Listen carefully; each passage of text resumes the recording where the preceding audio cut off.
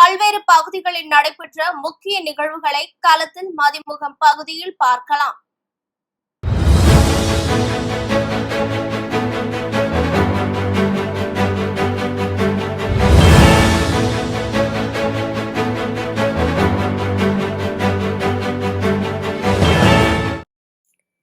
செங்கல்பட்டு மாவட்டம் மதுராந்தகத்தில் வரும் 23ஆம் தேதி தேசிய ஜனநாயக கூட்டணி சார்பில் கூட்டணி அறிவிப்பு பொதுக்கூட்டம் நடைபெறவுள்ளது.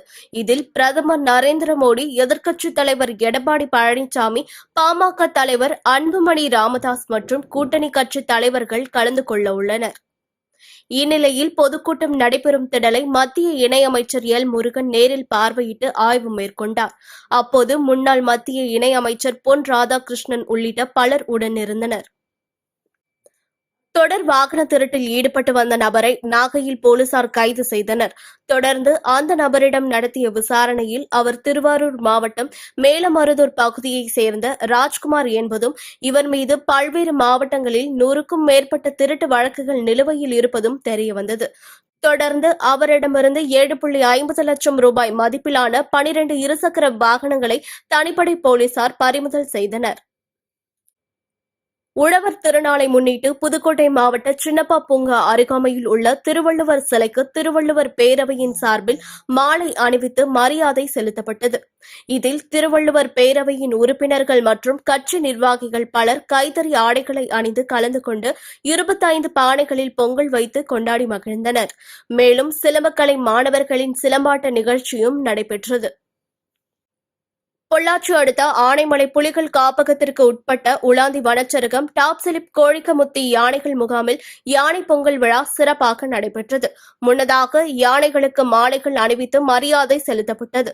தொடர்ந்து மலைவாழ் மக்கள் பாரம்பரிய முறைப்படி மண்பானையில் பொங்கல் வைத்து சூரிய பகவானுக்கு படையலிட்டனர். பின்னர் யானைகளுக்கு கரும்பு, வாழை, கொள்ளு, அரிசி சாதம் உள்ளிட்ட உணவுகள் வழங்கப்பட்டது.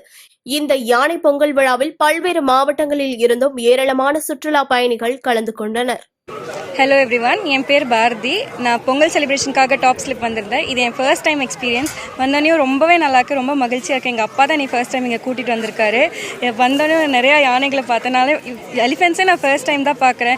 எலிஃபென்ட்ஸ்க்கு நானே ஃப்ரூட்ஸ்லாம் கொடுத்தேன். எனக்கு ரொம்ப நல்ல எக்ஸ்பீரியன்ஸாக இருக்குது. இனிமேலும் நான் பொங்கல் செலிப்ரேட் பண்ணுறதுக்கு இங்கே தான் வரணும்னு ஆசைப்பட்றேன்.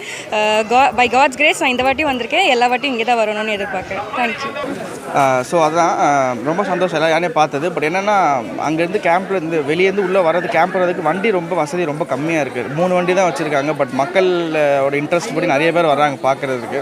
ஸோ அதுக்கு தகுந்தபடி வண்டி நிறைய வச்சுருந்தாங்க அப்படின்னா உள்ளே வந்து போகிறதுக்கு ஈஸியாக இருக்கும்.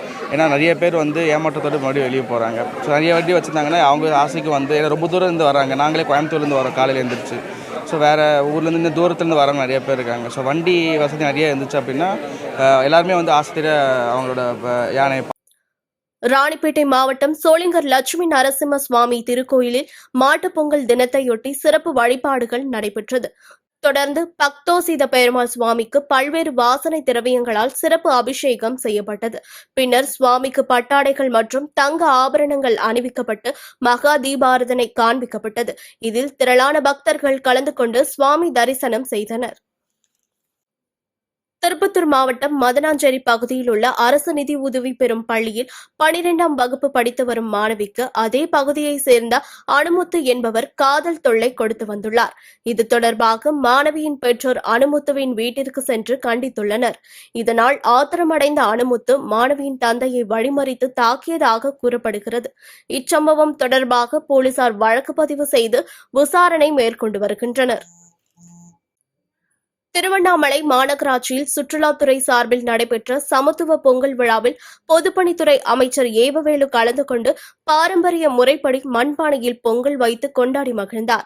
தொடர்ந்து விழா குழுவினர் ஏற்பாட்டில் நடைபெற்ற பரதநாட்டியம் மற்றும் கலை நிகழ்ச்சியில் கலந்து கொண்ட அமைச்சர் ஏவவேலு பாடலுக்கு ஏற்ப தாளம் தட்டி ரசித்து வெளிநாட்டினருடன் இணைந்து பொங்கலோ பொங்கல் கூறி மகிழ்ந்தார். வேலூர் மாவட்டம் குடியாத்தம் அடுத்த குட்லவாரிப்பள்ளி கிராமத்தில் மாட்டுப் பொங்கலை முன்னிட்டு 110ஆம் ஆண்டு எருது விழா சிறப்பாக நடைபெற்றது. அப்போது கூட்டத்தின் நடுவே காளைகள் துள்ளி குதித்து ஓடியது. இறுதியாக நிர்ணயிக்கப்பட்ட இலக்கை குறிப்பிட்ட நேரத்தில் கடந்த காளைகளின் உரிமையாளர்களுக்கு ரொக்கத் தொகை பரிசாக வழங்கப்பட்டது.